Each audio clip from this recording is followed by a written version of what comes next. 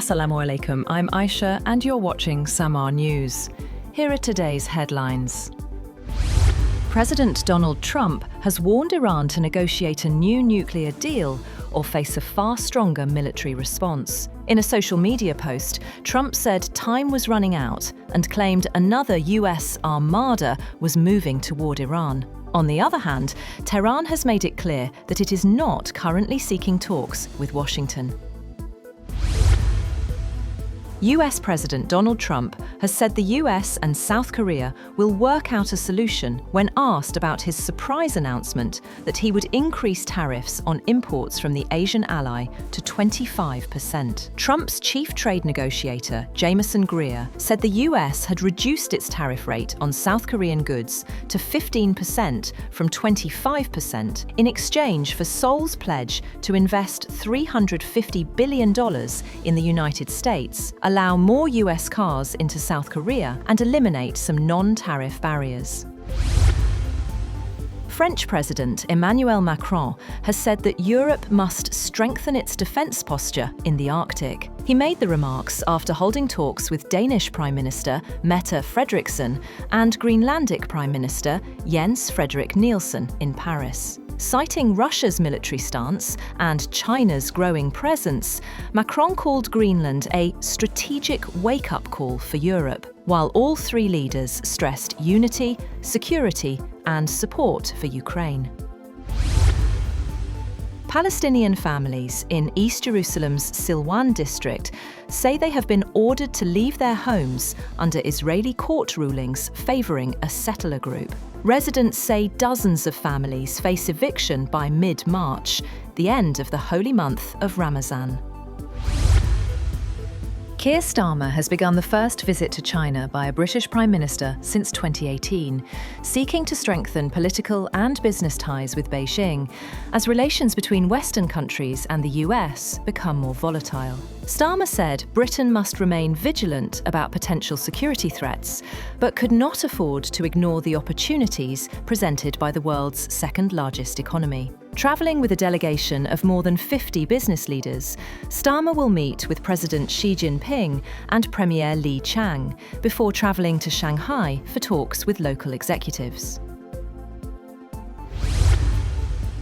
Russia has pounded Ukraine with drones and a missile overnight, killing a couple near the capital Kyiv a day after 5 people died in an attack on a passenger train.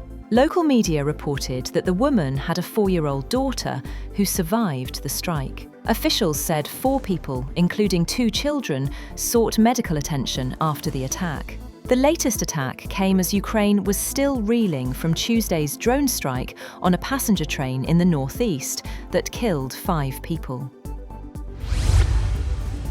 Pakistan and the United Arab Emirates have expressed the resolve to enhance their economic partnership. President Asif Ali Zardari, accompanied by a high-level delegation, met with UAE President Sheikh Mohammed bin Zayed Al Nahyan during an official visit to the UAE. The leaders discussed ways to deepen the long-standing and fraternal relations between Pakistan and the UAE.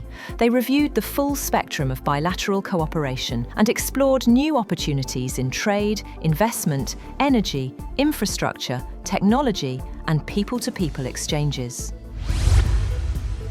Maharashtra Deputy Chief Minister Ajit Pawar has been killed in a tragic plane crash, along with 2 staff members and 2 crew on board his charter aircraft. The incident occurred while Pawar was travelling to his home region to campaign for local body elections. Pawar, a senior leader from Maharashtra's prominent political family, was en route from Mumbai when his aircraft went down near Baramati in Pune district.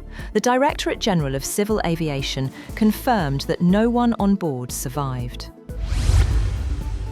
India is monitoring Nipah virus infections, with 2 reported from its eastern state of West Bengal since December, as some Southeast Asia nations step up scrutiny of air travellers. Tuesday's confirmation came a day after Thailand said it had tightened airport screening measures, with neighbouring Malaysia following suit. The Indian Health Ministry said speculative and incorrect figures regarding Nipah virus cases are being circulated, putting the tally of infections at 2.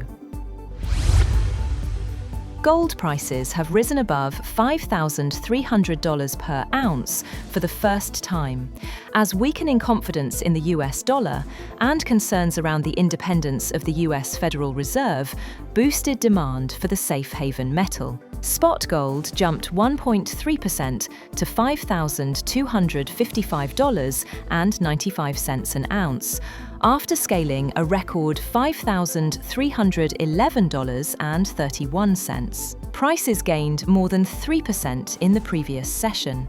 US gold futures for February delivery jumped by 3.3% to $5,250 an ounce. And Saudi Arabia is drafting plans to widen its premium residency program to attract wealthy visitors, property buyers, and top students. The move, linked to Crown Prince Mohammed bin Salman's Vision 2030, could include super yacht owners and residents of major development projects, as the kingdom looks to draw foreign capital and talent. That's all for now. For more updates, visit www.samaa.tv. Thank you for watching Samaa News.